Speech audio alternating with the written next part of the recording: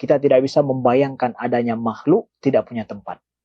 Tidak bisa membayangkan adanya makhluk itu tidak ada arah. Syarat bagi adanya makhluk perlu space, perlu tempat, perlu arah. Itu makhluk. Tapi bagi Allah tidak ada itu semua. Lalu bagaimana mungkin kita membayangkan ada Allah itu tanpa ada tempat? Saudaraku, Allah itu di luar daripada bayangan kita. Bismillahirrahmanirrahim. Assalamualaikum warahmatullahi wabarakatuh. Alhamdulillahi rabbil alamin. Lahu ma fis samawati wa ma fil ardi wa ma bainahuma wa ma tahta thara. Asyhadu an la ilaha illallah wahdahu la syarika lah wa asyhadu anna Muhammadan abduhu wa rasuluh. Allahumma salli wa sallim wa barik ala sayyidina Muhammadin wa ala alihi wa sahbihi wa sallim. Subhanaka la ilma lana illa ma 'allamtana innaka antal alimul hakim. Amma ba'du. Saudara-saudaraku yang dimuliakan Allah dan dirindukan oleh Rasulullah sallallahu alaihi wasallam dimanapun Anda berada. Pada sesi yang lalu kita sudah menjelaskan tentang bahwa perbedaan yang terjadi di antara para ulama yang sejak zaman dulu terjadi masih ada sampai hari ini. Perbedaan masalah akidah, masalah pemahaman akidah di dalam Islam, ya. Perbedaan ini juga terjadi, ya, itu adalah merupakan imbas daripada perbedaan yang terjadi sejak zaman dulu. Dari sinilah kita tahu fungsi dan peran daripada ulama-ulama Ahlus Sunnah wal Jamaah dalam menjaga akidah tauhid, akidah Islam, ya, daripada berbagai akidah-akidah lain ataupun dari berbagai pemahaman sekte-sekte yang ada di dalam Islam yang sangat banyak sejak zaman dulu, ya. Seperti sekte Mu'tazilah misalkan, itu adalah sekte yang sangat luar biasa besar dulu di abad kedua, abad ketiga. Tapi sekte itu sekarang sudah tidak ada lagi. Sekte itu tinggal hanya buku-bukunya saja, tidak ada yang menganut sekte Mu'tazilah atau pemahaman akidah seperti pemahaman para Mu'tazilah. Kenapa? Karena para ulama-ulama Ahlus Sunnah sudah berhasil untuk menjawab setiap syubhat-syubhat yang dibuat oleh sekte-sekte ataupun oleh orang Mu'tazilah tersebut. Itu adalah sebagai contoh. Dari itulah kenapa kita terus wajib untuk belajar, memahami agama kita, memahami akidah, sebagaimana diwariskan, sebagaimana dituturkan oleh para ulama dalam karangan beliau lintas masa, setiap kurunnya. Nah, saudaraku yang dimuliakan Allah, pada pertemuan yang lalu kita menjelaskan bagaimana kalau saat ini ada paling kurang kita katakan ada dua pemahaman tentang masalah akidah, ya, yang nampak berbeda. Kita akan lihat bahwa sebabnya adalah di awal kemarin kita menjelaskan karena pemahaman tentang apakah Allah itu kita katakan jisim atau bukan. Apakah kita menafikan pada Allah itu jismun atau tidak. Ya, kita telah membahasnya pada pertemuan yang lalu. Nah, lalu ada sebahagian kelompok di dalam Islam yang mengatakan bahwa ya kita tidak menafikan jisim daripada Allah. Ya, mereka tidak berani menafikan jisim daripada Allah. Ya, dengan dalih bahwa mengatakan bahwa itu tidak ada dinafikan dalam Al-Quran, tidak dinafikan dalam Sunnah. Lalu kalau seandainya itu tidak dinafikan dalam Al-Quran dan dalam Sunnah, apakah kalian mengisbatkan isim itu, ya, jismon itu pada Allah subhanahu wa ta'ala? Dan kita sudah melihat jelas bagaimana para salafus soleh, begitu juga para ulama-ulama salaf Ahlus Sunnah wal Jamaah dulu, dengan tegas menafikan bahwa Allah laisa bijismin, ya, Allah itu bukan jisim. Dengan tegas. Kita sudah melihat Imam Al-Asy'ari, kita melihat Imam Abu Hanifah dan yang lainnya. Dengan tegas dinafikan bahwa Allah bukan jisim. Ya, karena jisim itu adalah sifatnya sesuatu yang terbentuk, sesuatu yang menempati ruang, sesuatu yang sama dengan makhluk, ya. Karena semua makhluk yang kita ketahui ini itu adalah berjisim. Itu maknanya. Dia terbentuk daripada sebuah bentuk. Ada surahnya, ada bentuknya secara khusus. Dan dia itu menempati ruang perlu kepada tempat. Maka pemahaman Allah subhanahu wa ta'ala, laisa kamislihi syai'un wa huwas sami'ul basir. Itu yang ditekankan oleh ulama Ahlus Sunnah. bahwa sesungguhnya Allah tidak menyerupai dengannya segala sesuatu apapun. Ya, Allah Maha mendengar lagi Maha melihat. Inilah ya tauhid yang ingin diisbatkan oleh Ahlussunnah wal Jamaah, sehingga Imam Ibnu Hajar Al-Asqalani mengatakan bahwa ulama Ahlussunnah fassaru tauhid binafihi tashbih wa ta'til. Para ulama Ahlussunnah wal Jamaah menafsirkan, memaknakan tauhid itu adalah dengan menafikan penyerumpaan dan juga menafikan ta'til, yaitu menafikan orang-orang yang menyatakan Allah tidak punya sifat. Seperti orang Jahmiyah, begitu juga orang Mu'tazilah, mereka tidak mengakui adanya sifat pada Allah Subhanahu wa taala.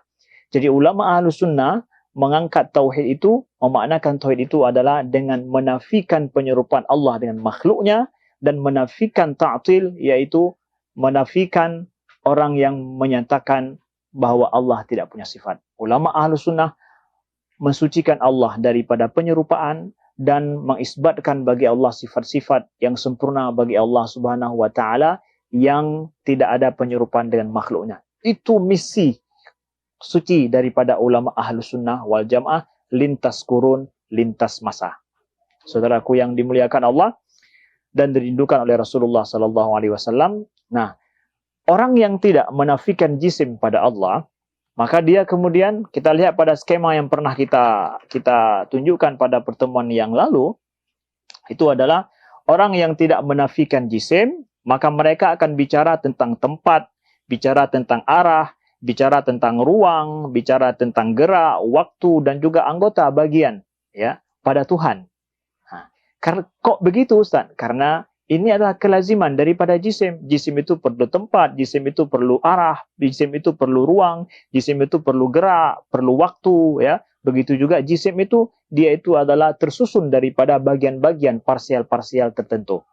Maka ketika ada orang yang menjelaskan tentang Allah, yang di situ bisa dipahami berlaku arah, berlaku tempat, kemudian berlaku padanya waktu, kemudian juga berlaku padanya ada bagian-bagian anggota, seakan-akan bertubuh seperti itu orang yang tidak menafikan jisim, pemahaman jisim pada Allah Subhanahu wa taala.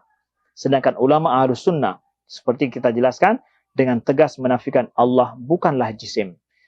Tanpa neko-neko gitu ya. Langsung menafikan Allah itu tidaklah jisim. Silakan merujuk pada video kita yang sebelumnya. Nah, kemudian bagaimana dengan ayat-ayat yang banyak? Skema yang selanjutnya ya, kita lihat di sana ayat-ayat hadis-hadis ya yang diusahakan dipahami untuk mengatakan bahwa betul loh bahwa bagi Allah itu ada arah, betul loh bagi Allah itu ada ruang, tempat, perlu pada tempat, perlu kemudian Allah juga terdiri daripada bagian-bagian. Nauzubillahi min dzalik ya. Maka ayat-ayat itu banyak dibahas terus-menerus berulang-ulang untuk menyatakan bahwa ini loh menunjukkan tempat, ini loh menunjukkan arah, ini loh menunjukkan bahwa Tuhan itu bergerak, Tuhan itu juga punya anggota dan juga bagian. Begitu, itu skemanya ya. Atau skemanya boleh saja dengan cara bahwa ayat-ayat yang seperti itu dibahas, ayat-ayat yang menunjukkan kepada arah, tempat, kemudian waktu, ruang, kemudian gerak dan bagian ya. Ayat-ayat itu dipahami dalam makna seperti itu, lalu kemudian diisbatkan, dikatakan bahwa Allah punya tempat, waktu, ruang, dan gerak, dan segala macam. Kemudian dari situ dipahami Allah itu berarti berjisim. Ya, sifatnya adalah jisim atau mirip seperti makhluk. Na'udzubillah. Nah, skema pemikiran seperti inilah yang dinafikan oleh ulama Ahlussunnah wal Jamaah. Kalau kita memahami ayat-ayat ya yang dalam masalah itu tentang Allah turun, nuzul, kemudian bahwa Allah mengangkat ya, kemudian yaitu Allah mengangkat yarfa'illahu alladziina amanu minkum yaitu Allah mengangkat Nabi Isa ya, dipahami. Kemudian setelahnya adalah ayat-ayat bahwa Allah mengangkat segala kebaikan, kemudian Nabi Isra dan Mi'raj ke langit ya. Kemudian Al-Qur'an turun dari langit ya ke bumi, itu semua dipahami untuk menunjukkan suatu arah pada Tuhan. Itu semua dipahami untuk apa? Menunjukkan bahwa berlaku di sana turun, naik dan gerak. Nah, ini dia ayat-ayat ini dipahami dalam bingkai waktu, ruang, gerak, kemudian arah, anggota, bagian, ya. Selanjutnya jelas sampai kepada kesimpulan berarti Tuhan itu berjisim. Nah, skema seperti ini itu skema yang menurut ulama Ahlus Sunnah wal Jamaah, skema pemikiran seperti ini adalah tidak menunjukkan kepada mensucikan Allah dari penyerupaan dengan makhluknya. Nah, saudaraku yang dimuliakan Allah, lalu pada poin ini kita menyatakan bahwa kenapa ada orang yang membahas tentang masalah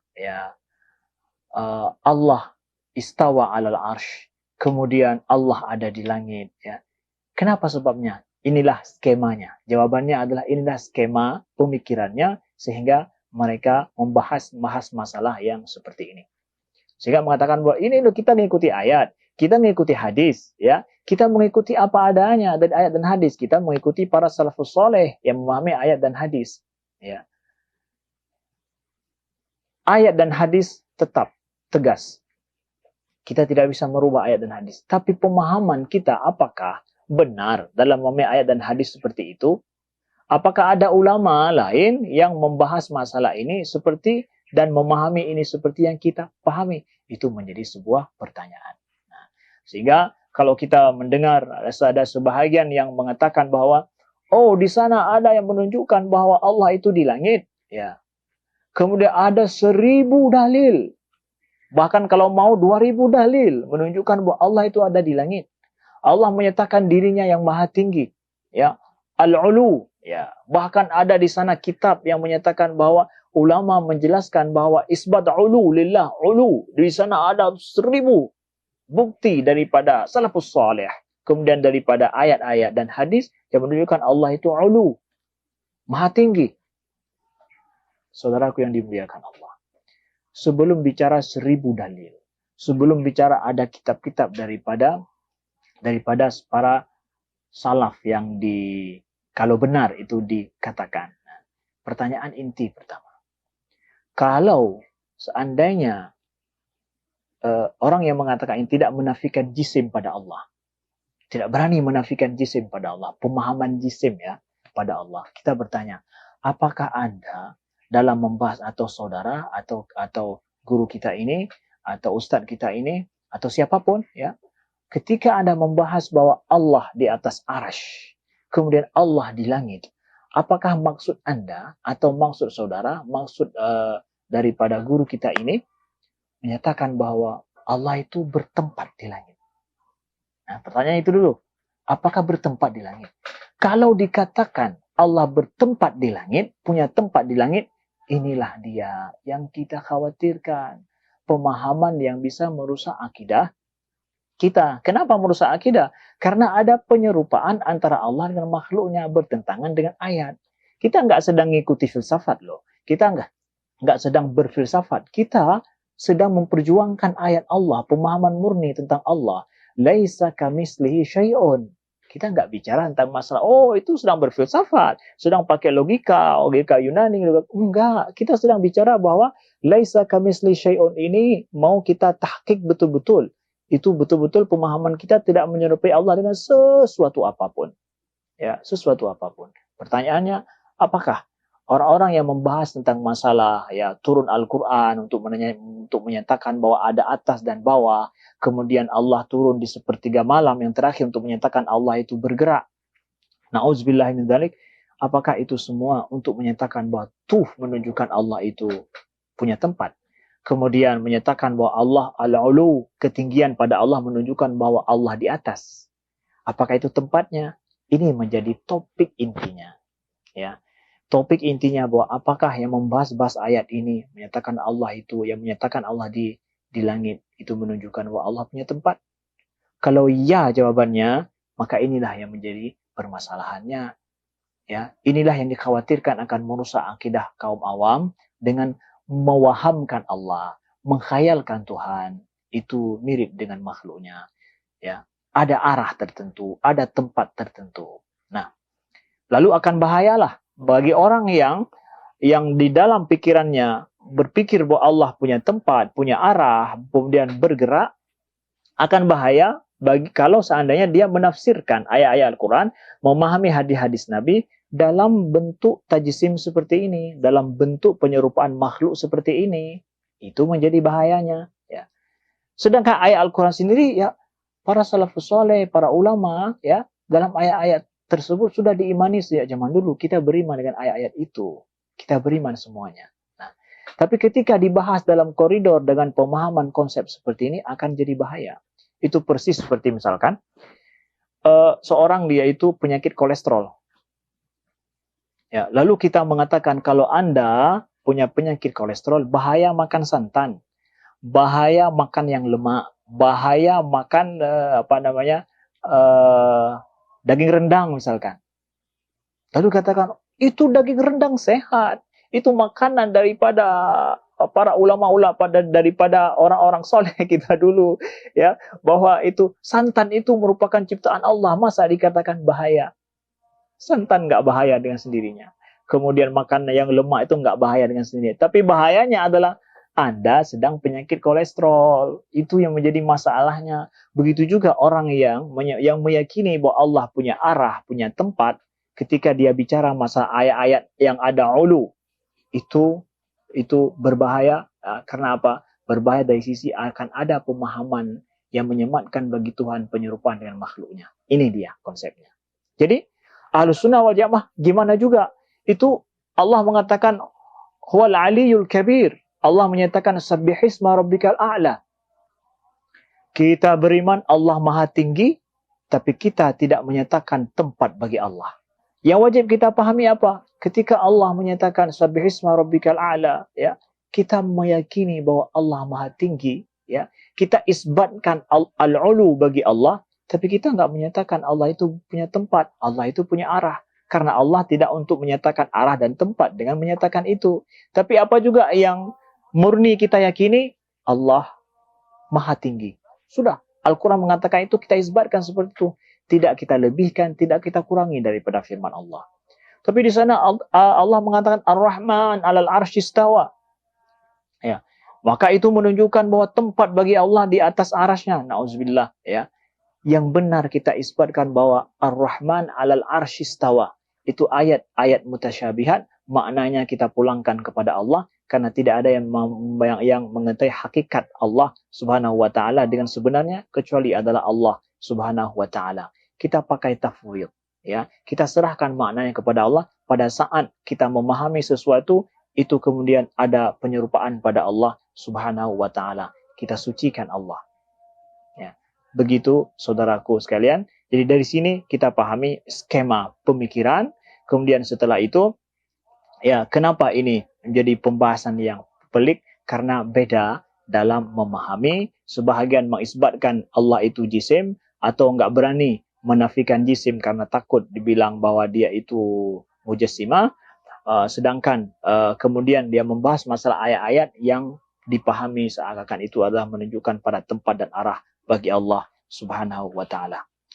Baik, lalu dalam hal ini ada yang menyatakan, kalau seandainya kita tidak menyatakan Allah itu berada di atas, lalu di mana? Ya, apakah Allah ada di mana-mana? Lalu Allah ada di dalam perut babi dan macam situ? Ya, saudaraku yang dimuliakan Allah, kita harus adil dalam memahami pendapat yang berbeda. Ya, wa idza hakamtum bainan nasi an tahkumu bil adl. Kalau engkau membuat sebuah keputusan pada manusia, berbuatlah keputusan secara adil. Ya. Jadi pahamilah perbedaan itu juga sesuai dengan orang kalau enggak mengatakan dengan kita kata-katakan. Ya. Itu adalah bagian daripada agama kita. Wala tujadilu ahlil kitab illa billati hi ahsan. Ya. Jangan berjidal, ya, dengan orang-orang ahli kitab kecuali dengan cara yang baik, yang cara yang lebih baik bahkan. Ya. Dengan ahli kitab aja yang bukan orang muslim, itu dengan cara yang bijak dan baik sekali. Maka sesama muslim juga dalam kita berjidal atau kita menyatakan perbedaan pendapat harus dengan cara yang santun dan bijak sekali. Kalau memang saya tidak mampu seperti itu, maka sebaiknya saya tidak berbeda pendapat atau tidak mengungkapkan atau menolak pendapat orang lain. Karena apa? Saya belum mampu berlaku bijak. Karena firman Allah menyuruh saya berbuat bijak lebih baik. Begitu, saudaraku yang dimuliakan Allah. Jadi ketika orang mengatakan bahwa Allah tidak punya tempat, Allah tidak bertempat, Allah tidak ada di atas. Maknanya, apakah dia menyatakan Allah ada di mana-mana? Enggak, enggak. Ketika orang menyatakan bahwa itu bukan hitam, apakah dia menyatakan itu putih? Enggak juga. Enggak langsung begitu. Yang dinafikan Allah tidak punya tempat. Lalu, apakah ada di mana-mana? Enggak juga. Tidak dikatakan Allah ada di mana-mana. Yang menyatakan Allah ada di mana-mana itu orang Jahmiyah, orang Mu'tazilah, Ahlussunnah wal Jamaah daripada Asy'ariyah enggak mengatakan Allah ada di mana-mana. Karena sebagaimana kata Imam Ali, alladzina ayyanal aina la yuqalu aina, yang dialah yang menciptakan di mana, tidak dikatakan dia itu di mana. Karena di mana itu tak lain adalah merupakan kata petunjuk terhadap tempat. Ya, begitu. Jadi, kalau seandainya Allah tidak ada di atas, lalu ada di mana? Nah, ini selalu sering menjadi pertanyaan. Kenapa ada sebagian orang ingin menyatakan Allah itu ada di atas? Itu bukan hanya karena ada ayat ya. Artinya bahwa bukan gara-gara mereka memahami itu daripada ayat. Langsung. Bukan seperti itu. Tapi ada dasar pemikiran di belakang itu. Ya. Kalau kita lihat bahwa Imam Ibn Taimiyah, beliau ya dalam banyak kitab-kitab beliau menyatakan bahwa arah itu bukan 6. Arah itu adalah 2. Atas dan bawah. Atas dan bawah ya. Ya, sedangkan ulama Ahlussunnah menyatakan bahwa arah itu berlaku ya 6 ya. 6 ya. Tapi Imam Ibnu Taimiyah menyatakan arah 6 itu adalah berlaku bagi alam. Tapi bagi Tuhan, nah ini dia masalahnya ya. Tapi kalau bicara masalah Allah dengan alam itu berlaku 2 arah, atas dan bawah. Makanya kenapa diisbatkan selalu atau dikatakan bahwa Allah ada di atas dengan makna apa? Makna tempat. Ya, ini yang jadi permasalahan. Kalau dikatakan Allah di atas bukan bermakna tempat, tapi pada tingkat ketinggian, keagungan Allah, itu tidak menjadi problem. Tidak menjadi problem. Jadi kata-kata di atas itu, sebagaimana kita hari-hari, kita kalau ada, kita misalkan pergi kepada seorang pejabat, kita mengutarakan sebuah ide, dia akan mengatakan ide ini bawa aja ke atas. Ke atas itu kemana? Naik tingkat 2. Nggak ada. Kebanyakan kantor kita kadang di sini, di tempat seperti kita di sini, kantor cuma 1 lantai. Bukan maknanya di atas langsung, tapi maksudnya kepada orang yang lebih punya kebijakan tinggi dalam hal ini. Di atas. Jadi kata-kata di atas itu kalau dikatakan oleh orang yang nggak mengatakan tempat, itu tidak menjadi problem. Tapi yang meyakini bagi Allah tempat, inilah yang menjadi problem. Begitu juga kata-kata arah itu. Nah, jadi Imam Ibn Taimiyah misalkan beliau menyatakan bahwa antara Allah dan alam itu berarti adalah ada luar dan dalam, kemudian ada atas dan bawah. Itu konsep pemikirannya. Sehingga dengan konsep pemikiran inilah kemudian ayat-ayat yang lain dipahami dengan konsep ini, ya, dipahami dengan konsep ini, ya. Kalau makhluk di bawah, makhluk hina. Allah agung berarti di atas. Atas itu bukan keagungan saja, tapi maknanya adalah tempat juga. Di atas arash sebagai tempatnya. Inilah konsep pemikiran yang tidak diterima oleh Ahlussunnah wal Jamaah. Ya. Bagaimana?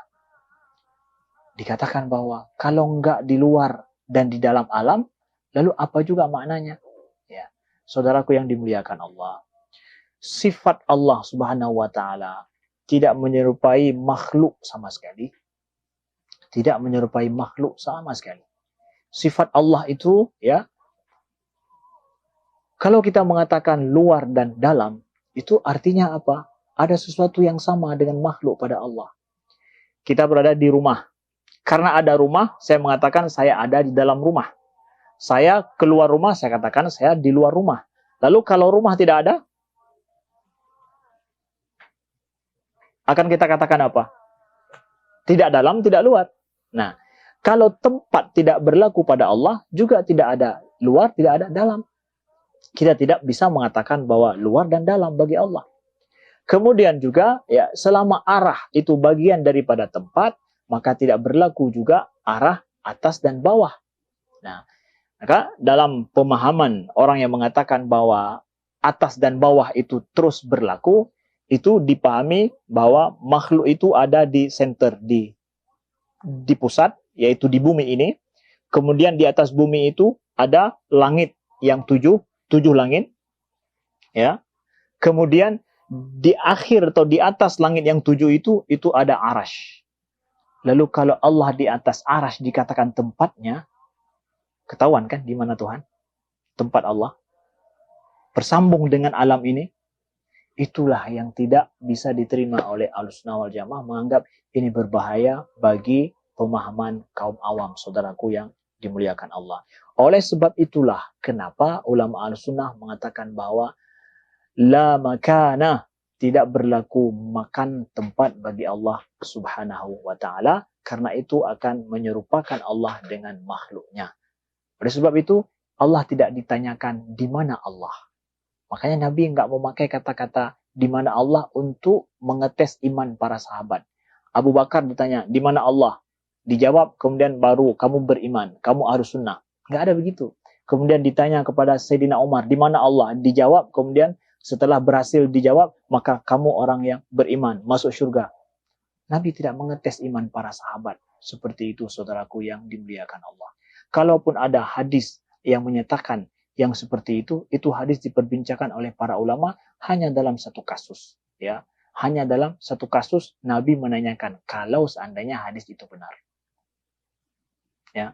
Begitulah saudaraku sekalian yang dimuliakan Allah, ya. Dalam hal ini, ya. Kenapa ulama Ahlussunnah tidak mengisbatkan tempat bagi Allah? Karena tempat itu adalah kebutuhan bagi makhluk. Kita tidak bisa membayangkan adanya makhluk tidak punya tempat. Tidak bisa membayangkan adanya makhluk itu tidak ada arah. Syarat bagi adanya makhluk perlu space, perlu tempat, perlu arah. Itu makhluk. Tapi bagi Allah tidak ada itu semua. Lalu bagaimana mungkin kita membayangkan ada Allah itu tanpa ada tempat? Saudaraku, Allah itu di luar daripada bayangan kita. Kita banyak sifat-sifat Allah yang kita tidak bisa membayangkan kok bisa. Allah Maha Pengasih, tapi Allah juga Maha yang sangat berat siksaannya. Gimana kita bayangkan itu? Sangat pengasih dan penyayang, tapi berat siksaannya. Gimana kita bayangkan? Ya.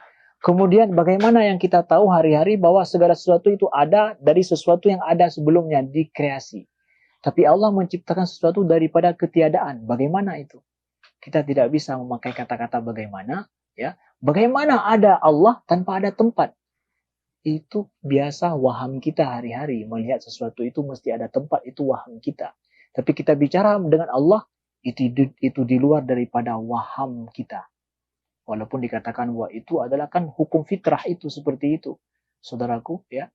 Itu adalah waham daripada makhluk kita. Kita selaku makhluk biasa kita lihat seperti itu. Janganlah kebiasaan itu kita pakai untuk mengukur Allah Subhanahu wa taala. Itu bukan filsafat, tapi bicara tentang mensucikan Allah dari segala sesuatu. Inilah misi daripada ulama Ahlussunnah dalam menjelaskan bahwa Allah tidak ada arah, tidak ada tempat. Saudaraku yang dimuliakan Allah dan dirindukan oleh Rasulullah sallallahu alaihi wasallam, kita tidak sedang berfilsafat, tapi kita ingin menyatakan apa yang sebenarnya misi daripada ulama Ahlussunnah wal Jamaah dalam mentanzihkan Allah, mensucikan Allah Subhanahu wa taala. Kita dapatkan Imam Al-Baghdadi misalkan dalam kitab Al-Farqu Bainal Firaq, beliau menukilkan bagaimana yaitu Ali bin Abi Thalib karramallahu wajhah, beliau menyebutkan ya dalam masalah ini, beliau menyatakan innallaha ta'ala khalaqal 'arsy izharan liqudratih la makanan lidzatih. Sesungguhnya Allah menciptakan arasy itu untuk menampakkan kekuasaannya, bukan tempat bagi zatnya. Sekali lagi, yang menyatakan bahwa Allah di atas arasy, apakah itu tempat bagi Allah? Kalau itu diyakini sebagai tempat bagi Allah, inilah yang dikatakan bahwa itu tidak tepat dengan keyakinan para salafus soleh. Ya, sebagaimana kata Imam Ali karramallahu wajhah. Nah, begitu juga Imam Abu Hanifah misalkan sebagaimana dinukilkan oleh Qadhi Al-Bayadhi dalam kitab beliau Isyaratul Maram, beliau sebutkan bahwa Imam Abu Hanifah menyebutkan walau kana jalla wa ta'ala fi makanin muhtajan ilal julus wal istiqrar faqabla khalqil arsy aina kana. Kalau seandainya Allah Subhanahu wa taala itu ya pada tempat dan perlu untuk duduk ya dan menetap ya, maka sebelum diciptakan arasy di manakah? Itu kan menafikan tempat ya.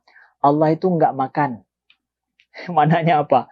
Allah itu enggak perlu kepada tempat. Makan itu bahasa Arab tempat. Nah, jadi makan bahasa Arabnya tempat, adalah tempat. Jelas para ulama salafus soleh menafikan tempat yang berupa makan itu dan menafikan yang berupa arah itu. Ya, karena tempat dan arah itu adalah sebuah pemahaman yang sekaligus ya, yang berlaku pada makhluk dan itu enggak mungkin berlaku kepada Allah Subhanahu wa taala. Kita lihat misalkan Imam At-Tahawi ya, dalam akidah At-Tahawiyah ya, beliau ya menyebutkan ya, ta'ala Allahu azza wa jalla 'anil hududi wal ghayat wal arkani wal a'dha wal adawat wala tahwihil jihatu sit kasairil mubda'at. Lihat bagaimana Imam At-Tahawi menyatakan bahwa Allah Subhanahu wa taala itu ya tidak berlaku padanya hudud ya, batasan ya, dan tidak ada akhiran ya. Sampai beliau menyatakan bahwa la tahwihil jihatus sit, dan Allah Subhanahu wa taala itu tidak berlaku padanya, tidak dilingkupi oleh arah yang 6 sebagaimana berlaku pada semua makhluk. Tidak berlaku padanya arah yang 6. Sebahagian orang yang mensyarah ini mengatakan berarti berlaku dua arah. Secara jelas kita katakan Imam At-Tahawi menyatakan tidak berlaku padanya arah yang 6. Keenam-enamnya tidak berlaku. Begitulah syarah daripada ulama Ahlussunnah wal Jamaah. Ini menunjukkan menafikan kepada tempat pada Allah Subhanahu wa taala. Jangan dituduh orang untuk menuhankan pikiran, memakai filsafat untuk ini, bukan. Tetapi untuk memperjelas misi ulama Ahlussunnah wal Jamaah. Bahwa sesungguhnya ulama Ahlussunnah mentahqiqkan qaulillah ta'ala laisa kamislihi syai'un wa huwas samiul basir. Allah tidak menyerupai segala sesuatu apapun. Apapun yang kita ketahui tentang Tuhan yang menyamai makhluknya, maka Allah suci daripada itu. Itu misi daripada ulama Ahlussunnah, tujuan ulama Ahlussunnah wal Jamaah dalam mereka menyatakan tidak berlaku bagi Allah itu tempat. Lalu ketika itu dinafikan ayat-ayat tentang masalah nuzul Al-Quran misalkan. Apakah dinafikan itu semua sifat-sifat Allah? Tidak. Itu tidak melazimi itu. Bukan berarti bahwa dengan demikian menafikan kemudian mengingkari banyak ayat Allah, Al-Quran. Siapa yang mengingkari ayat Allah itu akan jadi kafir. Tapi tidaklah Allah dengan menyatakan bahwa Sabbihisma rabbikal a'la, ya, bertasbihlah memuji Tuhanmu yang maha tinggi. Oh, itu menunjukkan Allah berada di suatu tempat. Allah enggak menyatakan itu. Ya, Allah nyatakan bahwa dialah Allah yang maha agung, yang maha tinggi. Kita isbatkan bagi Allah al-ulu, ketinggian bagi Allah. Tapi kita tidak mengisbatkan tempat bagi Allah. Kita tidak mengisbatkan arah bagi Allah. Itu yang jelas, kita tidak tambah-tambahkan. Tidak kita tambah-tambahkan sifat atau tambah-tambahkan sesuatu pemahaman kita sematkan pada Allah yang Allah tidak menyatakan bahwa itu adalah tempatku. Tidak, Allah tidak menyatakan itu adalah tempatku. Ya, oleh sebab itu kita mengetahui bahwa ketidakmampuan kita memahami Allah Subhanahu wa taala itu adalah fitrah manusia. Ya, kita tidak mampu memahami hakikat Allah. Maka kemampuan pikiran manusia dalam memahami Allah yang menyamai makhluknya itu yang kita tepis, itu yang kita jauhkan. Itu misi daripada ulama Ahlussunnah wal Jamaah. Sungguh betapa agungnya misi ulama Ahlussunnah dari kurun ke kurun untuk mentanzihkan Allah Subhanahu wa taala. Semoga menjadi pelajaran bagi kita semuanya. Allah berikan hidayah terbaik bagi kita semua dan bagi saya dan bagi kita semua. Wassalamualaikum warahmatullahi wabarakatuh.